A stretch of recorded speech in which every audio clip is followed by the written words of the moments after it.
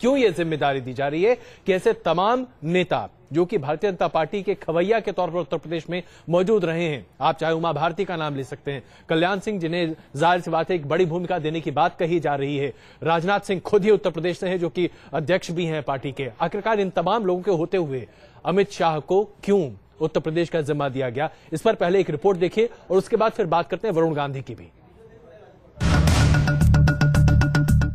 राजनाथ की नई टीम में अमित शाह की दमदार एंट्री।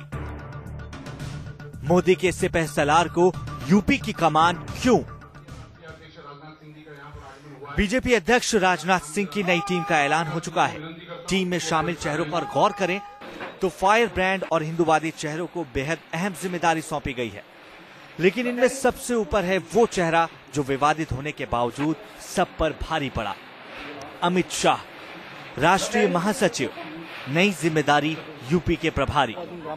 यूपी राजनाथ सिंह का गृह प्रदेश है और राजनाथ सिंह जानते हैं कि दिल्ली के गद्दे पर काबिज होने के लिए यूपी में पार्टी की छवि सुधारना बेहद जरूरी है। इसलिए यूपी में कई कद्दावर नेताओं की फौज होने के बावजूद मोदी के बेहद करीबी अमित शाह को यूपी का प्रभारी बनाया गया।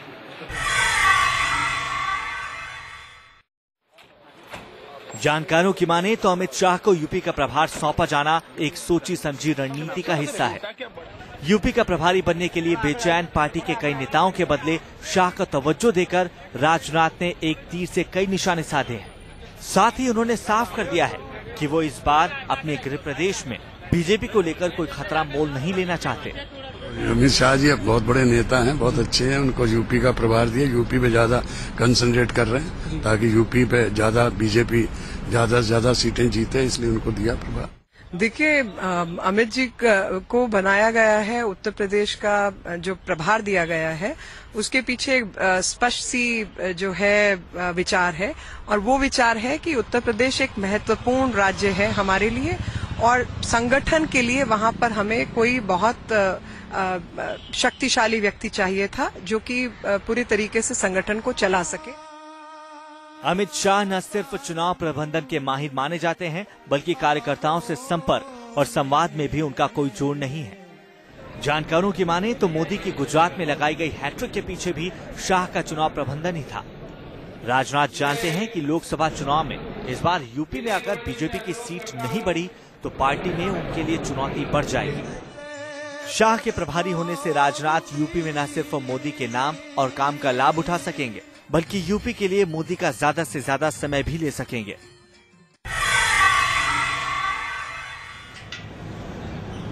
अमित शाह को यूपी की जिम्मेदारी सौंपकर बीजेपी ने ये साफ कर दिया है कि अगले लोकसभा चुनाव में पार्टी के फायर ब्रांड और हिंदूवादी नेता ही पार्टी की नैया को पार लगाएंगे।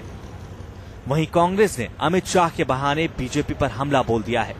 जो उनकी छवि है अमित शाह की, उसके बारे में सभी लोग अच्छी तरह से जानते हैं और मैं समझता हूं कि बजाय इसके कि हम उस पर कोई तबसरा करें या कोई अपने कमेंट्स दें, इससे बेहतर ये होगा कि हम देखें कि उत्तर प्रदेश के आवाम इसका जवाब खुद भारतीय जनता पार्टी को देंगे। अपने प्रभारियों के चेहरे से बीजेपी ने अपने हिंदुत्व के एजेंडे को एक बार फिर से प्रदर्शित कर दिया है, लेकिन इन चेहरों से क्या हिंदुत्व की झलक जनता को मिलेगी जो कि वोट में तब्दील हो पाए? यही सवाल सबसे बड़ा होगा जो कि 2014 में वोटर के सामने खड़ा दिखाई देगा। वीडियो जर्नलिस्ट राजीव के साथ मधुरेंद्र कुमार, न्यूज नेशन, दिल्ली।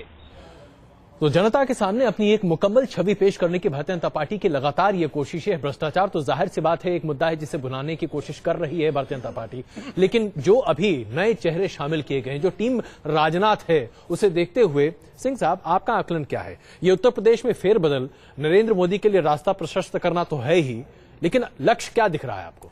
जी, इसमें कोई बहुत दूर तक समझने की जरूरत नहीं है, बहुत सीधा सा है कि अमित शाह ऐसे अभी बिल्कुल न्यू एंट्रेंट को आप अगर यूपी ऐसे बड़े स्टेट में ले जा रहे हैं जहां आपको कलराज मिश्रा के मैशिनेशंस को झेलना पड़ेगा, कई चीजें हैं जो कि यूपी अपने आप में एक कंट्री है, उसमें आप अमित शाह को ले जा रहे। सीधा यह है कि नहीं, वहां पे नरेंद्र मोदी का जो प्लान है, टिकट डिस्ट्रीब्यूशन भी नरेंद्र मोदी करेंगे अमित शाह के थ्रू, सारी जिम्मेदारी नरेंद्र मोदी को दी जा रही है और ये एक नॉर्थ इंडिया में मोदी का एक एंट्री पॉइंट है, यूपी एंट्री पॉइंट के रूप में है और यूपी में मुझे जो मेरी जानकारी है व्यक्तिगत, वो ये है कि वो, जैसा आपने कहा अभी ओपनिंग रिमार्क्स में, कि वो लखनऊ से चुनाव लड़ेंगे।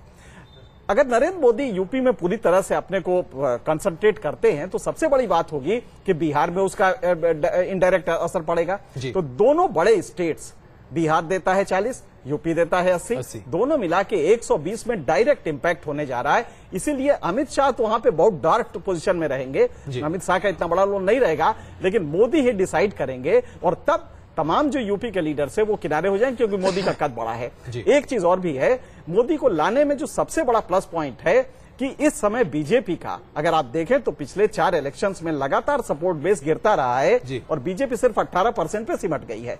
ऐसे में मोदी को लाके वो रिपल एक पैदा करना चाहते हैं, लेकिन इसकी शर्त यह है कि मोदी के इमेज के साथ जुड़ा हुआ है development, zero tolerance against corruption और एक बहुत ही टेररिज्म, जीरो टेररिज्म होगा, ये जनता मानती है। और ये तीनों चीजें बहुत अहम है जो मोदी की पर्सनालिटी में बिल्कुल। लेकिन इसके साथ साथ सिंह साहब एक और पहलू जुड़ा है नरेंद्र मोदी के साथ, और वो है हिंदुत्व का। किरीट भाई जी, हम आपसे ये समझना चाहेंगे, हिंदुत्व का ये एजेंडा क्या भारतीय जनता पार्टी अब भुलाने की कोशिश कर रही है? क्योंकि जो गुजरात में हुआ, आप क्या उसी को अब उत्तर प्रदेश, पश्चिम बंगाल, बिहार, इन तमाम राज्यों में भी अपनाने की कोशिश करेंगे? मैं निश्चित रूप से आपको ये बताना चाहता हूं कि नरेंद्र भाई मोदी ने गुजरात में विजय की हैट्रिक लगाई है, और ये विजय की हैट्रिक अपने आप नहीं लगी है, उसके पीछे नरेंद्र भाई ने जो देश को एक विकास का एजेंडा दिया है। मैं इस बात को दोहराना चाहूंगा कि नरेंद्र भाई ने आजाद भारत के इतिहास में जो कांग्रेस की वोट बैंक की राजनीति थी, उससे हटके नरेंद्र भाई ने विकास की राजनीति का दर्शन कराया है, और इसका अगर किसी को भी श्रेय जाता है तो निश्चित रूप से वो किरीट भाई, आप ये मानते हैं कि हिंदुत्व की राजनीति का प्रतिनिधित्व नरेंद्र मोदी नहीं करते हैं? किरीट भाई, क्या आप ये मानते हैं कि हिंदुत्व की राजनीति का प्रतिनिधित्व नरेंद्र मोदी नहीं करते? करता है नरेंद्र भाई 125 करोड़ हिंदू भारतीयों का प्रतिनिधित्व करता है। किसी एक धर्म से उसको जोड़ना वो उचित नहीं है। निश्चित रूप से बहुमती हिंदुओं की है, मगर नरेंद्र भाई पूरे वर्ग का प्रतिनिधित्व करते हैं, सबके लिए विकास के काम करते हैं। और उनके प्रति जो इल्जाम लगाया जाता है, अगर संघ उनको हिंदुत्व से जोड़ने लगा तब आप क्या करेंगे? आज संघ वर्चस्व में है, अगर संघ उनको जोड़ने लगा हिंदुत्व से तब आप क्या करेंगे? हम सब मानते हैं कि नरेंद्र भाई पूरे देश के लीडर है, लेकिन अगर संघ के नजदीक वो खड़े होंगे तो क्या ये माना नहीं जाएगा कि संघ हिंदुत्व का प्रतिनिधित्व करता है, लिहाजा नरेंद्र मोदी भी करते हैं, और तब फिर मामला गड़बड़ हो जाएगा? नहीं, आप काल्पनिक बातों की बातें मत कीजिए। नरेंद्र भाई निश्चित रूप से पूरे देश में स्वीकृत राजनेता है। अगर पूरे देश में सभी राजनेताओं की तुलना की जाए तो नरेंद्र भाई सबसे, आज भी जो एक चैनल पे अभी भी आ रहा था, नरेंद्र भाई जो प्रधानमंत्री के तौर पे 36% लोगों की पसंद है, जबकि राहुल गांधी की पसंदगी 13% सिर्फ पसंदगी है। ये नरेंद्र भाई का जो है, जो स्वीकृति है, ऐसे में लोगों मैं समझता हूं जो देख बहुत रहे अच्छा हैं, होगा कि उन्होंने जो विकास किया है देश की रहनुमाई करने के लिए सीधे प्रधानमंत्री डिक्लेयर किया जाए, प्रधानमंत्री कैंडिडेट बनाया जाए। बीजेपी क्यों नहीं बना रही है? बिल्कुल नहीं, ये जो बीजेपी है उनका पार्लियामेंट्री बोर्ड ही बनाएगा, मगर निश्चित रूप से मैं आपको बताना चाहता हूं कि देश में सभी लोगों के लिए अगर कोई एकमात्र जो लोकप्रिय नेता है तो वो नरेंद्र भाई है, और जब समय आएगा तब बीजेपी, इसमें कोई दो राय नहीं है कि भारतीय जनता पार्टी में आज लोकप्रियता के पैमाने पर नरेंद्र मोदी सबसे आगे हैं। लेकिन वरुण गांधी भी एक नेता हैं जो लगातार हैं, उन पर भी हम चर्चा करना चाहेंगे। लेकिन उससे पहले अपने दर्शकों को हम एक ये रिपोर्ट दिखाना चाहते हैं कि टीम राजनाथ में ऐसा नहीं है कि सिर्फ नरेंद्र मोदी का ही खास ख्याल रखा गया है, ऐसा एक तरह से बैलेंसिंग एक्ट करने की भी कोशिश की गई है। आडवाणी जी के खेमे को भी संतुष्ट रखने की कोशिश की गई है, और अन्य नाम भी हैं जिन्हें हिस्सेदारी देने की कोशिश की गई है, भले ही छोटे छोटे तबकों में। एक तीर से कई निशाने ये साधने की कोशिश भी की गई है। और इस रिपोर्ट के बाद वरुण गांधी पर भी चर्चा करते हैं। पहले ये रिपोर्ट देख लीजिए। अपनी टीम बनाने के साथ साथ नेताओं को जिम्मेदारियां बांटने में भी बीजेपी अध्यक्ष राजनाथ सिंह ने पार्टी के दिग्गजों का खूब ध्यान रखा है। यूपी का प्रभार नरेंद्र मोदी के करीबी अमित शाह को सौंपकर राजनाथ ने साफ कर दिया है कि अगले आम चुनावों में गुजरात के सीएम की भूमिका बेहद अहम होगी। वहीं मध्य प्रदेश और छत्तीसगढ़ जैसे राज्यों में राजनाथ ने ज्यादा प्रयोग करने के बजाय वहां के मुख्यमंत्रियों की इच्छा के मुताबिक ही प्रभारी दोहरा दिए हैं। मोदी के सिपहसालार अमित शाह को अपने गृह प्रदेश की जिम्मेदारी देने के साथ साथ दूसरे वरिष्ठ नेताओं आडवाणी, जेटली और सुषमा स्वराज की पसंद का भी खास ख्याल रखा गया है। चुनावी राज्यों और जहां बीजेपी की सरकारें हैं, वहां के प्रभारियों को हटाया नहीं गया है। उप मुख्यमंत्री और वित्त मंत्री मसलन गुजरात का प्रभार ओपी माथुर, एमपी का अनंत कुमार, राजस्थान का कप्तान सिंह तो छत्तीसगढ़ का प्रभार जेपी नड्डा को सौंपा गया है। इसके अलावा अहम राज्यों में महाराष्ट्र का राजीव प्रताप रूडी, कर्नाटक का थावरचंद गहलोत, पंजाब का शांता कुमार, चंडीगढ़ का आरती मेहरा, हरियाणा का जगदीश मुखी, उत्तराखंड का राधा मोहन सिंह, बिहार का धर्मेंद्र प्रधान, झारखंड का रमापति राम त्रिपाठी, ओडिशा का चंदन मित्रा, पश्चिम बंगाल का वरुण गांधी, असम का एसएस अहलुवालिया, गोवा का स्मृति ईरानी, आंध्र प्रदेश का प्रभात झा, तमिलनाडु का मुरलीधर राव और बंडारू दत्तात्रेय को केरल का प्रभार सौंपा गया है। तो ये तमाम ऐसे लोग हैं जिन्हें खुश करने की कोशिश की गई। समय बहुत कम है। सिंह साहब, एक बहुत छोटा सा जवाब इस सवाल का। वरुण गांधी को पश्चिम बंगाल, कहीं से भी ये बात समझ में आती है?